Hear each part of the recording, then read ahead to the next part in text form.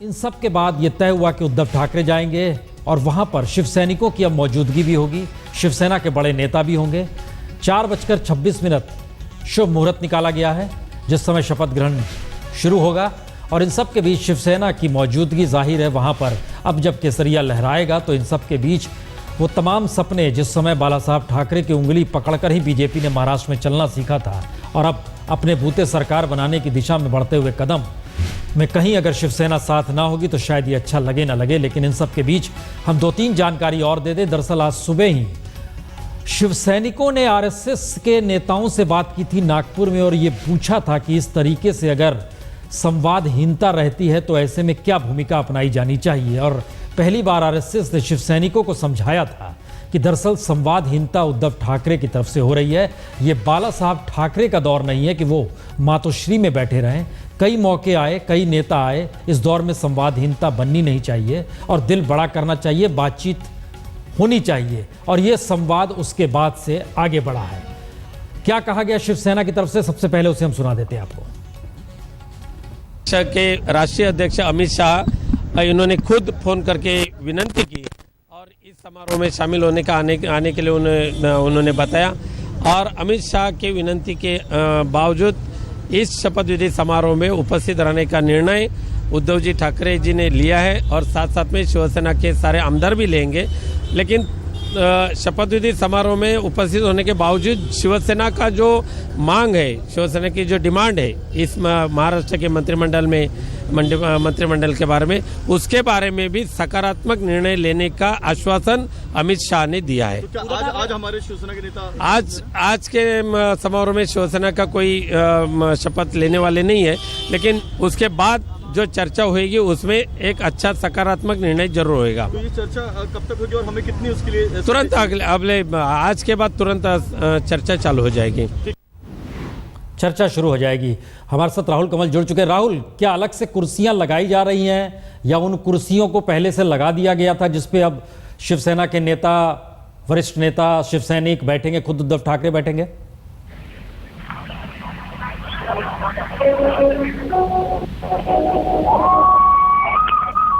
चलिए, कार्यक्रम नजर आ रहा है, राहुल की आवाज नहीं आ रही है। हमारे साथ खास मेहमान जुड़ चुके हैं। वेंकटेश केसरी साहब हमारे साथ हैं, पुराने पत्रकार और महाराष्ट्र में बहुत लंबे समय तक पत्रकारिता करते करते दिल्ली में है भारत, लेकिन नलिनी सिंह जी भी हैं।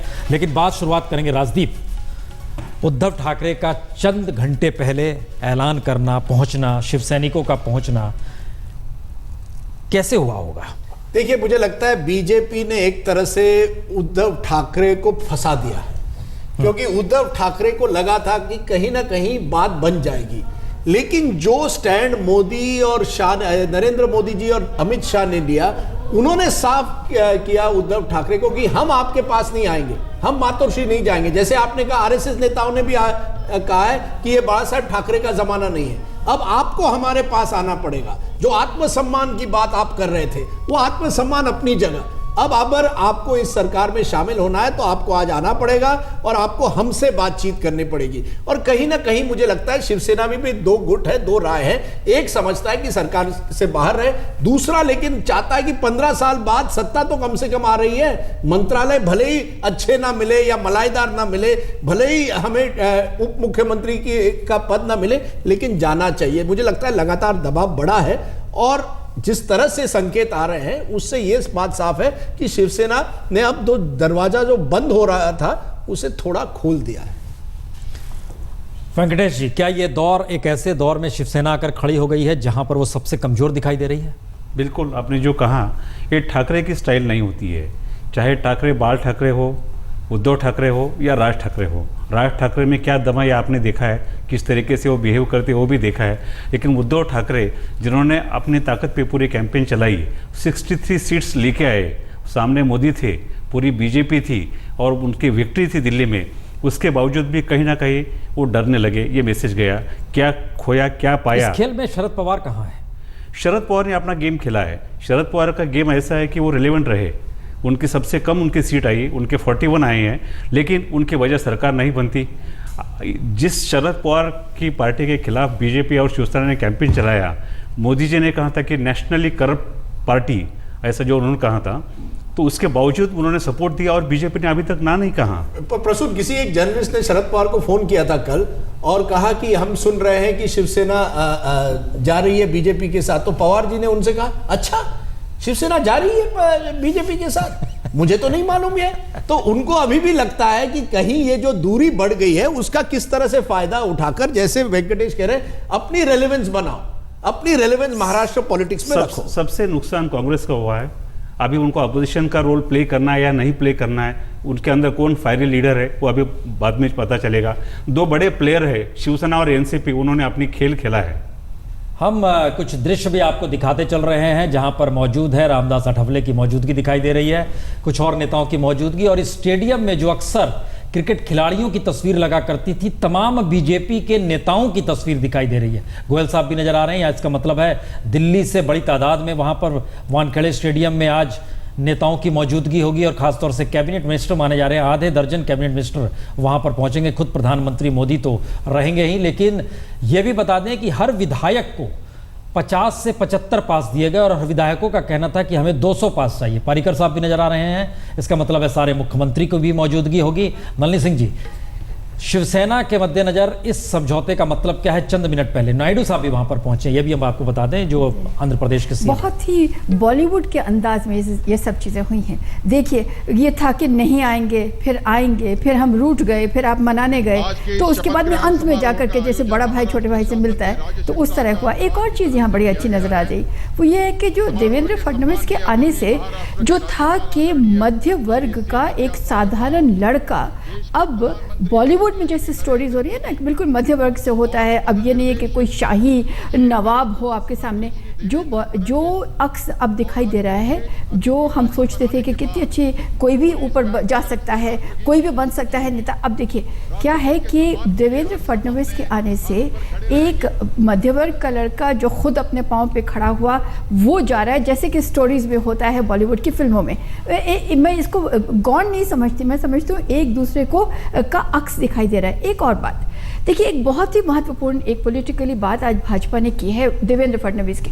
देवेंद्र फडणवीस एक राजनेता के पुत्र हैं, जबकि भाई भतीजावाद इस पार्टी में नहीं होना है, लेकिन तब भी उनको लिया गया है। ये एक नया ट्रेंड है, ये दिखाई ये दे रहा है कि शायद अब भाजपा ये कह रही है कि ऐसा नहीं होगा कि अगर आपका कुछ भी जुड़ाव था किसी राजनीतिक परिवार से तो आप नहीं आ सकते। कुछ मिडिल पाथ जिसे कहते हैं ना, बीच का रास्ता निकला है देवेंद्र फडणवीस। हमें जानकारी और दे दें, मातोश्री से निकल चुके हैं वानखेड़े स्टेडियम के लिए उद्धव ठाकरे, यानी उनकी मौजूदगी यहां पर होगी। ये एक नए तरीके की चमक दिखाई देगी अब वानखेड़े स्टेडियम में। और ये वो तस्वीरें जो आप देख रहे हैं, मातोश्री से निकलते हुए कुछ भी नहीं कहा, खामोशी से गाड़ी और पूरा का पूरा काफिला निकल पड़ा है। ये पूरा काफिला जा रहा है इस वक्त वानखेड़े स्टेडियम की तरफ, जहां पर शपथ ग्रहण समारोह है, यानी वक्त पर पहुंचना है और उसमें मौजूदगी होनी है। एक सवाल राजदीप, हमको लगता है कि ये आने वाले वक्त में महाराष्ट्र भी खोजेगा।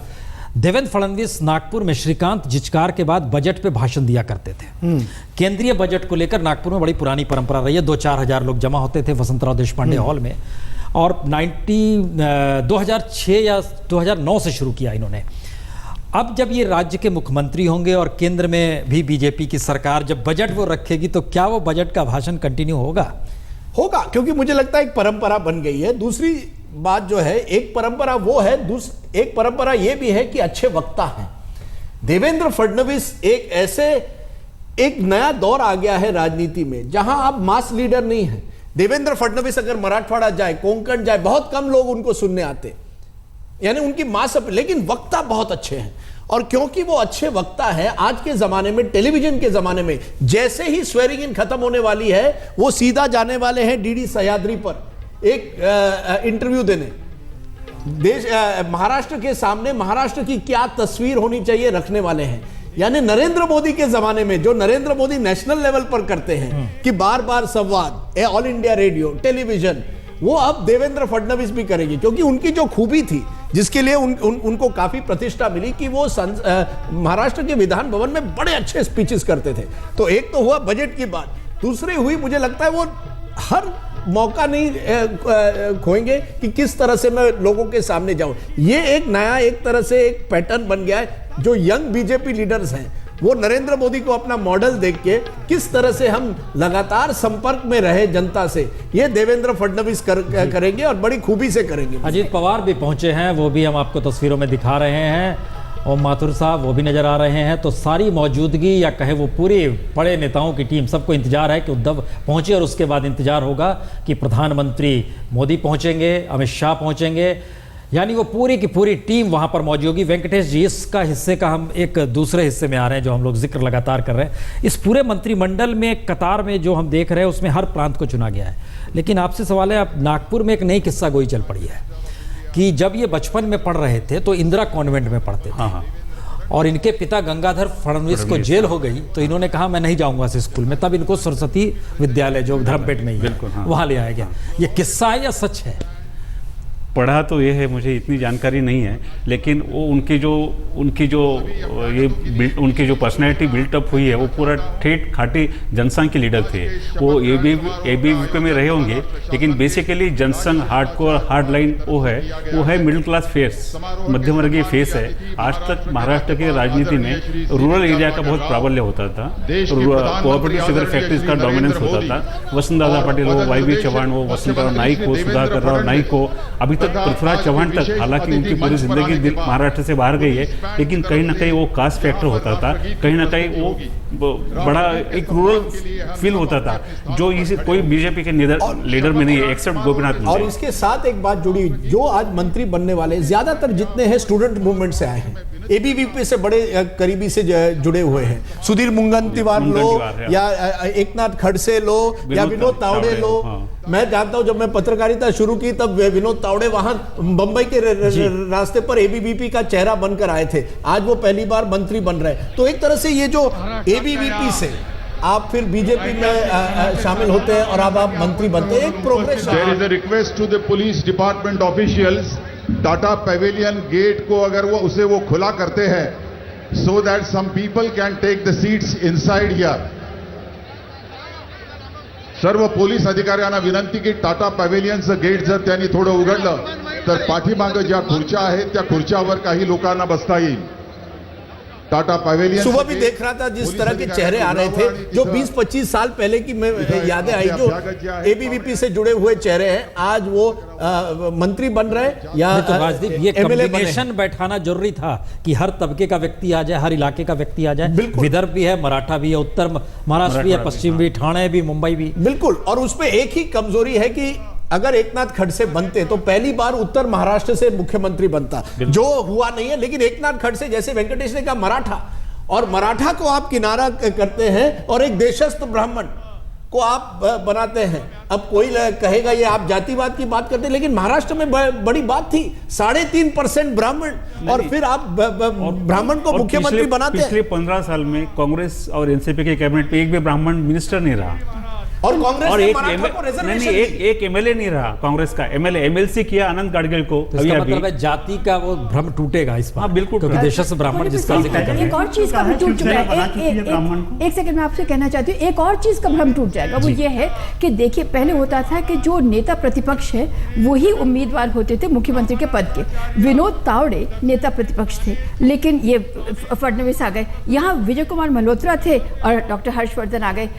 तो इसका मतलब है कि पद्धति कुछ भाजपा उसमें भी बदल रही है, केवल जातिवाद का नहीं हुआ है महाराष्ट्र में, लेकिन ये भी कुछ नई चीज उभर कर आ रही है, दिखता है इस तरह। बिल्कुल नए अंदाज में हम आपको दिखला रहे हैं कि किस तरीके से वानखेड़े स्टेडियम में किस किस की मौजूदगी। प्रफुल्ल पटेल एनसीपी के, वसुंधरा राजे राजस्थान की सीएम, पृथ्वीराज चौहान उनके बगल में बैठे हुए हैं जो कि पूर्व मुख्यमंत्री महाराष्ट्र के। और ये मौजूदगी का सिरा जो है एक के बाद एक आप पकड़ते चलिए तो हर तबके की मौजूदगी भी वहाँ पर धर्म के लिहाज से भी की गई है। उनके लिए भी एक अलग तरीके से वहाँ कुर्सियाँ लगाई गई हैं जिसमें हर धर्म की नुमाइंदगी हो। और लगातार इस बात का अनाउंसमेंट जो किया जा रहा है वो पूरे कार्यक्रम की रूपरेखा लगातार बताई जा रही है। 5 मिनट के भीतर पहुँच जाएंगे उद्धव ठाकरे, फिर प्रधानमंत्री वहाँ पर पहुँच जाएंगे। अमित शाह बीजेपी के अध्यक्ष, उनकी मौजूदगी वहां पर वो आ चुके हैं, जो जानकारी है कैमरा उन तक गया नहीं है। लेकिन वह पूरी टीम बीजेपी की जो शायद इस पूरे चुनाव अभियान के दौरान रणनीति बनाती रही, उनकी मौजूदगी है। उसमें खास तौर से ओम माथुर का नाम लेना होगा और अब उन्हें यूपी का प्रभारी बना दिया गया है, उनकी मौजूदगी है वहां पर। और इन सब के बीच रूडी साहब वह भी नजर आ रहे हैं, वह भी लगातार लगे रहे थे चुनाव के दौर में।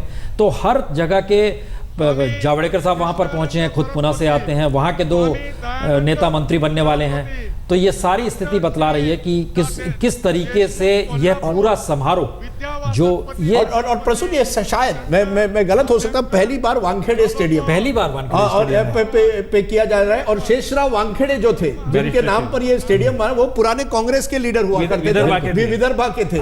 तो आज वो खुश होंगे कम से कम कि विदर्भा का कोई एक तरह से मुख्यमंत्री बन रहा है। जबकि देवेंद्र फडणवीस ने कैंपेन में कहा था कि हम चाहते हैं कि सेपरेट विदर्भा हो, एक अलग विदर्भा बने। नहीं, तो आज वो वानखेड़े स्टेडियम बढ़िया जिक्र किया, हमको लगता है जिक्र लोगों के सामने होना चाहिए। दरअसल शेषराव वानखेड़े जिनके नाम पर ये स्टेडियम है, वह भी नागपुर के मेयर रह चुके हैं। बिल्कुल।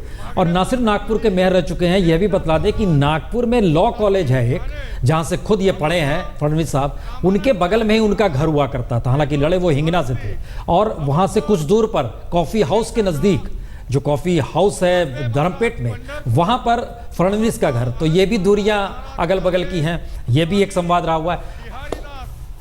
एक जिक्र हम आपसे करना चाहेंगे, शिवसेना की राजनीति आज की तारीख में। सतीश पेंडेकर साहब, आपने वहां पर जनसत्ता में बड़ी रिपोर्टिंग की है, क्या शिवसेना की राजनीति यहां पर थमती है या आगे बढ़ेगी? नहीं, देखिए, इस बार का चुनाव देखकर मुझे ऐसा लगा कि अगर शिवसेना विपक्ष में रही तो वो बड़ा जबरदस्त विपक्ष साबित हो सकती है। मैंने चुनाव के समय देखा जो मूल मराठी मानुस वाला मुद्दा था, उन्होंने बहुत जबरदस्त ढंग से उठाया। नहीं, एक सवाल उठा था यहाँ से कि सत्ता भी कुछ लोग, सत्ता के लिए टूट नहीं जाती, कुछ शिवसेना के विधायक टूटते नहीं, हमेशा टूटते रहे हैं। तो फिर वो भुजबल टूटे, राणे टूटे, इस तरह से जो है शिवसेना पावर में आ गई। हम एक छोटे से ब्रेक के बाद तुरंत लौट रहे हैं, जिससे शपथ ग्रहण के मौके पर उस समय तक ये मनोहर लाल खट्टर साहब भी पहुंचे हैं, हरियाणा के मुख्यमंत्री, उनसे भी हाथ मिलाया उन्होंने। विजय गोयल मौजूद हैं। और ये देखिए, ये जो नज़ारा है, ये बड़ा अद्भुत नज़ारा है, क्योंकि बीजेपी के नेताओं की ब्लैक एंड वाइट बड़ी तस्वीरें जिस तरीके से क्रिकेट खिलाड़ियों की लगी रहती है, वो स्टेडियम के ऊपरी हिस्से में लगाई गई है, जिससे नज़ारा जिधर भी देखा जाए उधर इस तरीके से महसूस हो कि किस तरीके से फतह बीजेपी ने हासिल किया महाराष्ट्र में, और इस चुनाव के जीतने का मतलब क्या था। और कल रात से हम लोग सुना रहे हैं लगातार कि 1980 में अटल बिहारी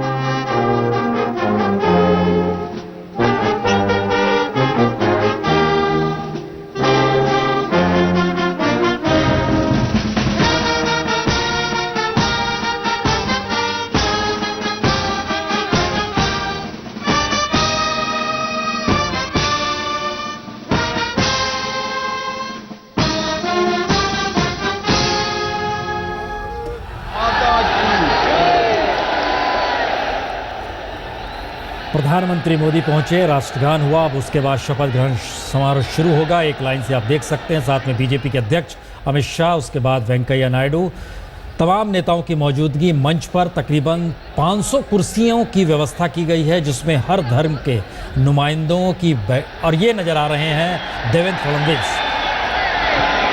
फडणवीस के साथ उनकी पत्नी अमृता भी नजर आ रही हैं। अमृता के साथ उनका विवाह 2006 में हुआ। खुद वो एक्सिस बैंक में काम करती हैं, और जो आखिरी इंटरव्यू जो दिया गया उसमें उन्होंने इच्छा जाहिर की कि मुंबई शिफ्ट तो हो जाऊंगी, लेकिन मैं नौकरी करना चाहूँगी। 5 बरस की छोटी बेटी है। और इस वक्त जो हम देख पा रहे हैं कि अब शुरू होगा ये पूरा कार्यक्रम। 4:26 का वक्त, 4:25 हो गए। ये बड़ा महत्वपूर्ण है कि ठीक 4:26 पे राज्यपाल खड़े होते हैं, विद्यासागर जी, और उसके बाद भगिनींनो, शपथविधी सोहळा आता सुरू होत आहे। सर्वांनी कृपया शांतता बाळगावी, सर्वांनी शांत राहावं। शपथविधी समारंभ आता सुरू होत आहे।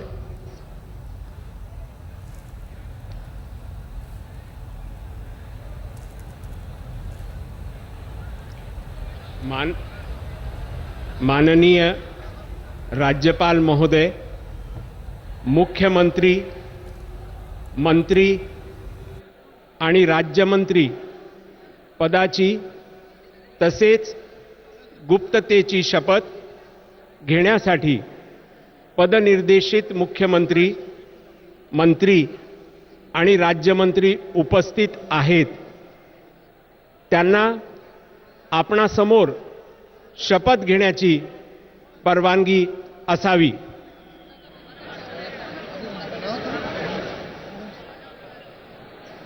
सर्वप्रथम माननीय मुख्यमंत्री श्री देवेंद्र गंगाधरराव फडणवीस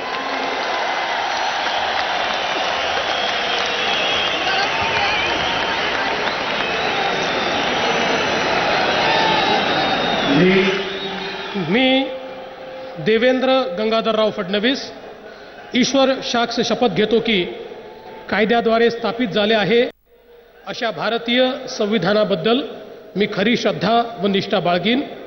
मी भारताची सार्वभौमता व एकात्मता उन्नत राखीन.